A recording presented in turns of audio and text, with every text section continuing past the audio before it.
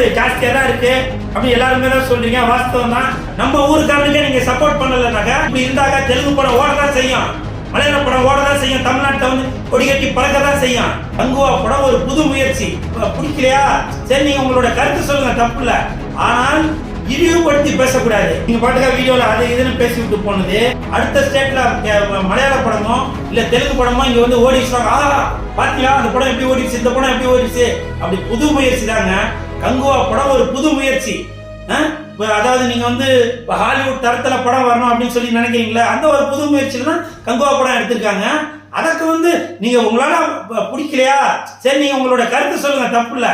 ஆனால் இழிவுபடுத்தி பேசக்கூடாது, புரியுதுங்களா? அப்புறம் இப்படி இருந்தாக்க தெலுங்கு படம் ஓடதான் செய்யும், மலையாள படம் ஓடதான் செய்யும், தமிழ்நாட்டை வந்து கொடி கட்டி பறக்க தான் செய்யும், புரியுதுங்களா? நம்ம ஊருக்காரனுக்கே நீங்க சப்போர்ட் பண்ணலனாக்க புது முயற்சி யாருங்க பண்ணுவா சொல்லுங்க?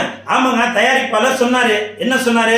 நீங்க வந்து இந்த படத்தை வந்து ரொம்ப ஆஹா ஓஹோன்னு பாப்பீங்க, இந்த ஆடியோ ரிலீஸ்க்கு வந்து அந்த டிக்கெட்டை மறுபடியும் எடுத்துட்டு வாங்க, சக்சஸ் மீட் பண்ணுவோம் அப்படின்னு சொன்னாரு. உண்மைதான்.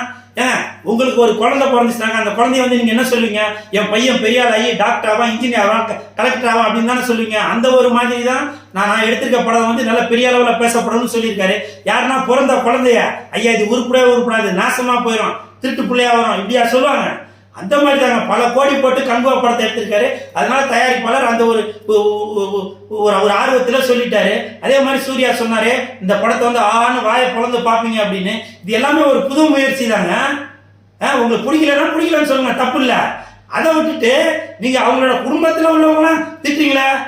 நீங்க உங்க வீட்டிலே எடுத்துங்க, ஒரு நாளைக்கு வந்து குழம்பு சரியில்லைன்னா உடனே நீங்க உங்க அம்மா திட்டுவீங்களா?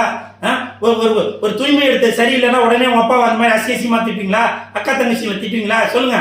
ஏதோ தவறு நடக்குது, அது சகஜம் தான். அது சவுண்டு ஜாஸ்தியாக தான் இருக்கு அப்படி எல்லாருமே தான் சொல்றீங்க. வாஸ்தவம் தான். இப்போ கம்மி பண்ணிட்டாங்கல்ல. நீங்க பாட்டுக்கா வீடியோல அதை இதுன்னு பேசி விட்டு போனது எனக்குலாம் அவ்வளோ ஒரு மன வேதனையா இருக்கு. இந்த மாதிரிலாம் நீங்க பேசியிருக்கிறது.